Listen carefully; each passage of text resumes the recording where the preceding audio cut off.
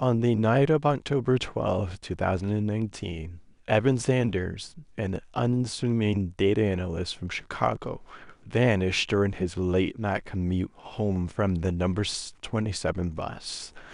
The last confirmed sighting of him was captured on CTV at 11:47 p.m., boarding the bus near his office downtown.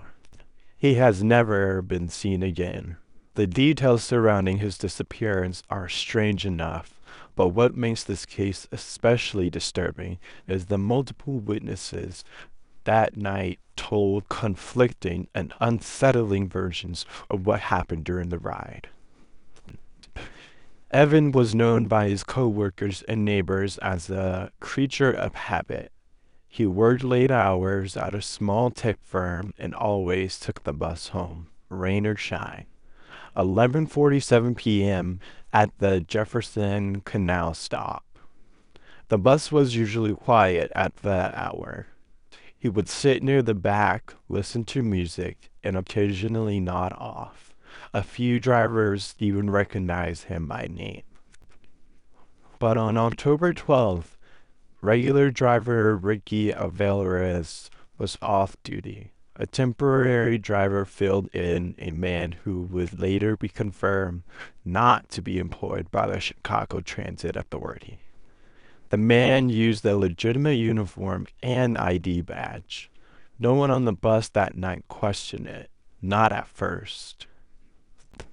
Sometime around midnight, the bus's internal emergency monitor displayed an Amber Alert style bulletin across its ticker screen. Alert: suspect serial killer escaped during custody hospital transport. May be impersonating transit personnel. Considered extremely armed and dangerous. A passenger on the bus, a woman later identified as Detective Leanne Merrill of Chicago PD, was on board in an undercover operation. She had been working a parallel case involving the suspect, a serial offender only known by his court file alias, Patient 6. According to Merrill's later statement, she was boarded that bus believing the killer might strike again and possibly target the same route. Her belief was that the killer would be posing as a passenger. She thought she was watching him. Around 12:06 a.m., just past the Lawson Ave stop. Around 12:06 a.m., just past the Lawson Avenue stop, a man in a dark hoodie approached the front of the bus. Witnesses say he appeared agitated. He held a folded piece of paper and gestured at the driver. At that moment, Merrill stood, weapon drawn, and ordered the man to freeze. The man did. He identified himself as a private security consultant working with the state hospital system. He had been tracking the escapee. He then pointed not at the driver, but at Evan Sanders. The man claimed that the real Evan Sanders had never boarded the bus that night. He said the man sitting in Evan's usual seat was not Evan at all. When questioned by Merrill, Evan smiled. Then he reportedly said the following: "I like the real Evan. He had a good life. Quiet. No one asks questions when you wear the right clothes." And then he pulled the emergency handle, threw open the side door, and ran into the rain. An extensive manhunt followed. No fingerprints, no ID, and no trace of the imposter or Evan himself. The driver was determined to be an actual CTA employee, but had no memory of accepting the shift that night. He claimed he woke up in the car hours later.